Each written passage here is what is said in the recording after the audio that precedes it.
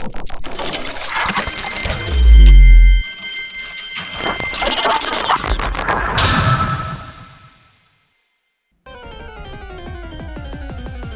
guys, what's up? K7 here, and I have some more updated news on Pokemon Go. It's been quite a while since have we've had any information based off of the Pokemon Go game being developed by Game Freak and the people that made some other game that I'm not too familiar with, which is why I explained it in that way.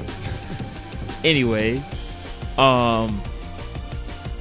there is some new news on Pokemon Go, and well, it may not be exactly what all of us expected due to the gameplay trailers and seeing as what people actually thought it may be like. It looks like it's actually going to be a lot different than what we thought. So, I mean, this could be a good thing how they've done this, or it could be a bad thing, depending on your taste. My thoughts on this, my opinion is that, I don't know. I think it could still be cool. But you be the judge. It definitely doesn't look like I can tell you, and don't shoot the messenger. I'm just the messenger, just giving you guys the scoop on new Pokemon Go information. But I don't think that a lot of people will like this. But anyways, I'm gonna go ahead and start off by showing you guys a few pictures based off what the new Pokemon Go game will look like when on your phone. Now, once again, I'm just a messenger, so hey, don't be angry if you see this and rage on my page in the comments section, guys. Calm down, because I'm just the messenger, and you can rage at the Pokemon people. But I still think it's going to be pretty cool. But anyway, here are some of the pictures for the new Pokemon Go game for Android and iOS. So here you can see there's a picture of the GPS, and you can see there's a trainer. There's a trainer here, and he's just standing on the world map, and as you can already see, it looks kind of cartoony. Now, a lot of people say, oh well, hey, you automatically notice that doesn't look like what we saw in the trailer. It doesn't look like what we saw in the trailer at all. And yes, you'd be right, it doesn't look like what we've seen in the trailer. The trailer hyped us up, thought we would have like a 3D dimension, look like realistic. And here we have Avatar, and it looks kind of like cartoony. It doesn't kind of feel like realistic or whatever. But I don't know, you be the judge of that. But pretty much this is what the map kind of base will look like, I guess, showing you a location of where Pokemon will be located within an area. And as far as the map is concerned, it looks like it's just a regular map based off your location. But it gets the job done. It's a map, it tells you where you are, and it's it is what it is. So okay, moving on. So here we have another picture, and this is a picture of a Squirtle. And as you can see, the model, the 3D model of the Squirtle doesn't look, too bad. As you can see, there's a little Pokeball down there at the bottom. I guess you're gonna press that Pokeball down at the bottom, and you press that in order to catch or throw a Pokeball or something like that. Okay, now as you can see, this little Squirtle image looks kind of not bad, but you've seen the models in Pokemon X and Y and Pokemon Omega Ruby and Alpha Sapphire. You've seen the models. From my opinion, I think those models look better. I think they look better. But I mean, that's just my opinion. I mean, but we're on Android technology and iOS technology, so you have to really think about the hardware we're using. But I've seen better graphical games within those domains of games, even though it's on a cell phone. Those processors are getting pretty powerful in the phones, and my opinion is I think these models could have been, could put a little bit more work into them. I know it probably takes a long time to get this done, and they just want to try to get it out as quickly as possible. But I mean, I really think these models should be done a lot more realistically than this. I mean, that's just my opinion. You guys let me know what you guys think in the comments. And here's another picture of a Squirtle with a picture of him. He's a little bit more further away in the forest. I don't know. The background kind of looks like it is in the actual game, Pokemon. The Pokemon series on the 3DS.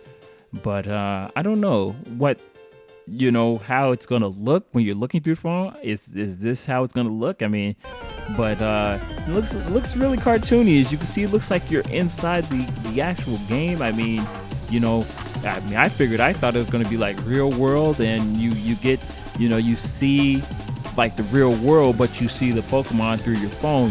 That's what I thought. But then now we're seeing this.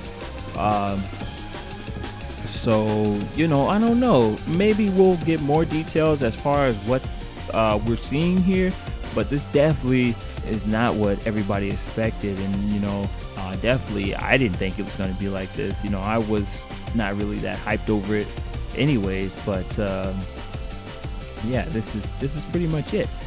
So now that we have those pictures out of the way, let's look at some of the upsides and downsides about this game. Now, we also have some details on what the game features will contain, and a little bit more information on how this game will work and the system as far as trainers and Pokemon and catching Pokemon and leveling up. Now, once again, you may be disappointed about these facts that I'm gonna be shooting out about the game, but a lot of people may think this is a good idea. Let's give this game a chance. We don't want to necessarily knock it out of the park, before it even got a chance to shine. So I mean, let's just give it some time, and we may actually end up liking it. Yeah, it may look a little cartoony, but hey, it actually might be a good game after a while. Settles in on you, and we may all really like this game.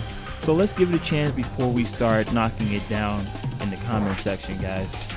Okay, so these are some of the upsides of what I thought were interesting about this new Pokemon Go game that's going to be coming out, real world experience, should I say, that's going to be coming out pretty soon.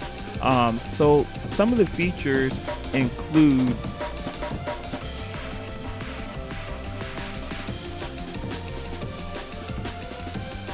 catching Pokemon, hatching eggs, and I guess capturing gems and gym battles or something like that.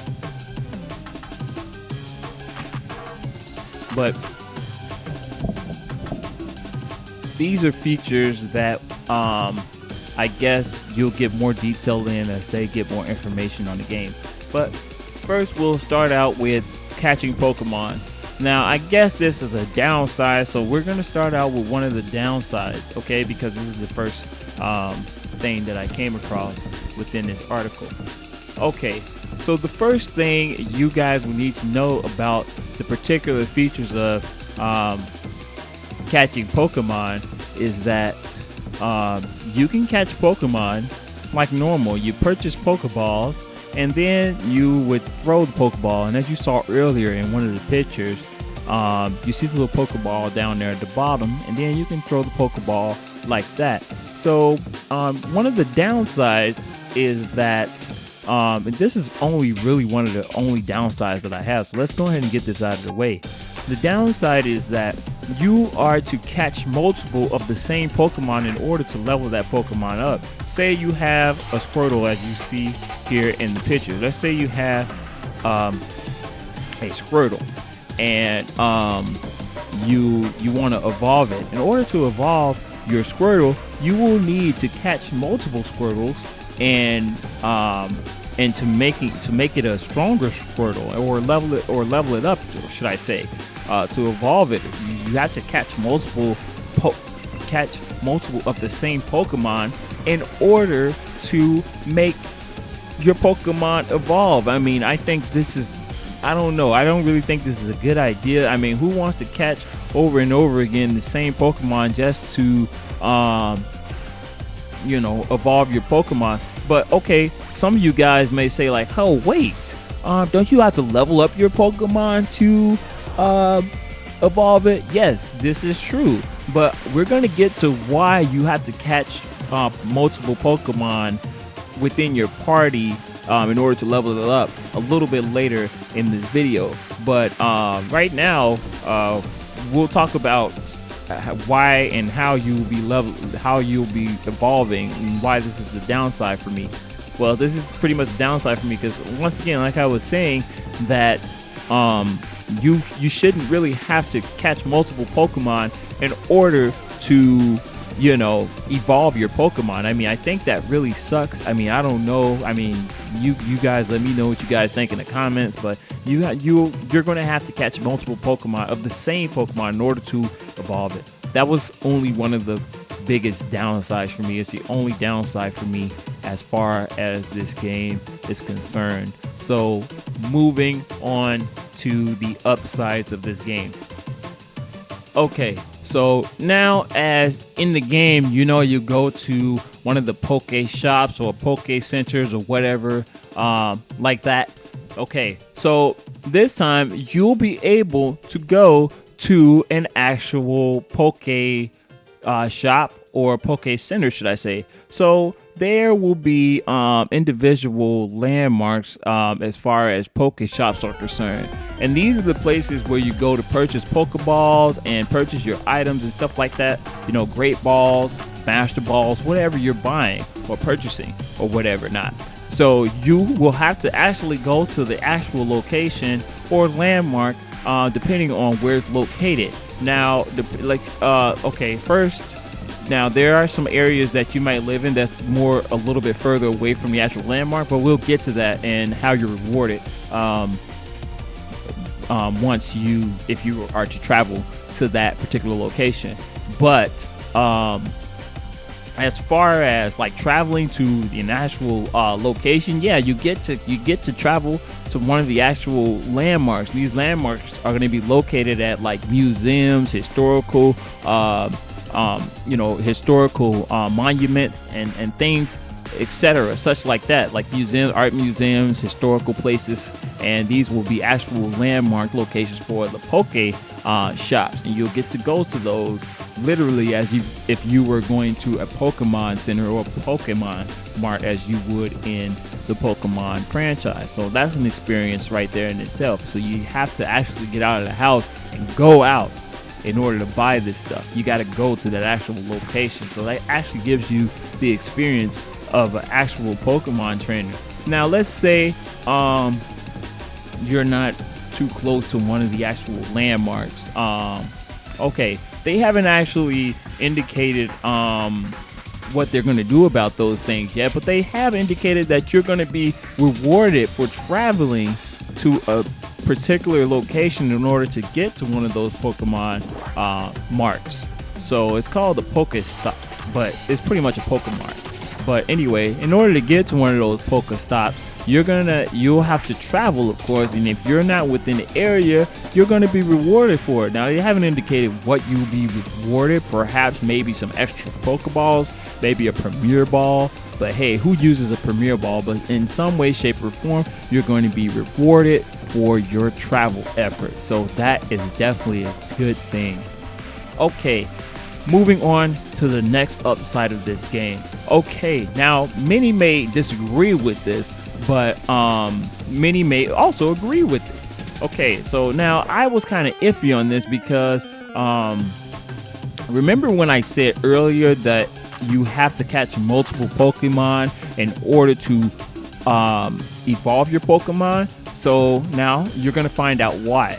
So, okay, so this time around, you're not going to be leveling up your Pokemon. You're going to be leveling up your trainer. What? Okay, yes, you're going to be leveling up your trainer. Yes, your trainer is going to be leveling up this time. And depending on your level of your trainer, you will have access to different Pokemon and different items. So say for instance, depending on whatever level you're at, that will place you in the category of what you can and cannot catch, or what you can buy or what you cannot buy.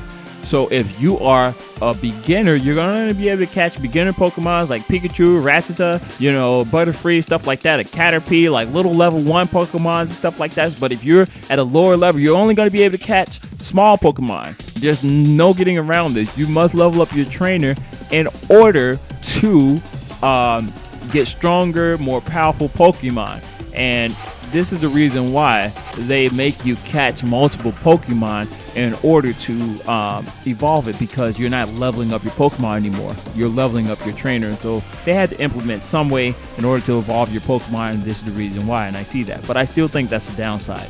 But I do think maybe it could be a good thing about leveling up your trainer, because you're not gonna, you'll probably be classed into one of each individual class depending on your level. So you're not going to be facing like level 1 person. I'm definitely saying like level 1 to 5. We're not going to be facing anybody that's at level 15 or 20. Like everybody will most likely be ranked and put together, battling each other based on levels. So that's a good thing. There'll be never anybody outclassed or overpowered or stuff like that, unless they have a feature where you could battle people that are stronger than you. But I don't think this is going to be the case, since seeing as the fact that you need to be at a specific level in order to buy certain items or catch certain Pokemon. So this is kind of an upside and a downside for me. So this is in between. I'm kind of iffy on this. I don't know how this could work out, but it definitely could be a cool thing. And it definitely could be something that really works out to be good and could possibly be implemented in a future Pokemon game. Who knows? But it's definitely different, and it all depends on our reactions to it, what we think about it, and we won't know really much how this experience is going to feel for us until we get to experience it. Okay, moving on. All right, so now we've gotten those out of the way.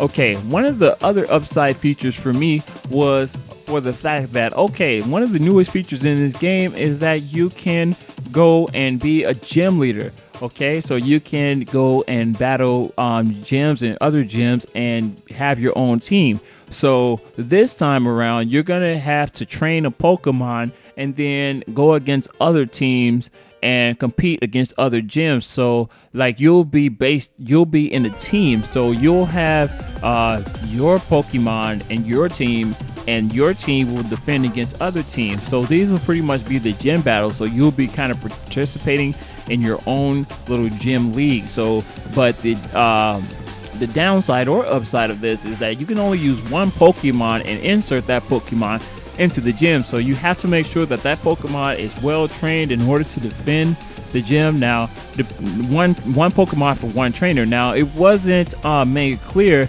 as far as if there's other trainers that help you and they have one Pokemon as well. This could be the case, but I'm sure that's the case because it does say team. So if it's going to be your team against someone else's team, then yes, this is definitely a good idea to have it be one Pokemon, and you have to train in order to defend. So this could be a really, really cool feature. It's going to get people really motivated to train their Pokemon, make sure they have the strongest Pokemon in order to defend their gyms, make sure that their gyms is protected from other trainers. Now, if you do happen to be defeated, your gym is taken. If you and your whole team's wiped out, your gym is taken by the new trainers that took over your gym, and it that's just it. You have to start over again and fight for your gym back, or just join a new gym. It's as simple as that. But all in all, this could be a really cool feature, and I'm looking forward to it. It could be really great. It could be a cool little thing, teams against teams. Now, also, there's another thing that was not indicated. Now, they didn't show any type of battle system. I don't know how this is gonna work. I mean, I don't know. It's not, like I said, at what they showed here in the trailer. They showed that you're going to be battling other trainers and stuff like that. And I don't know how this is going to work, because they didn't say anything about battling. I mean, I don't know how that's going to work. We're not going to know until we get more information on this. But like I said, this idea seems like it's going to be pretty cool, and I'm looking forward to it.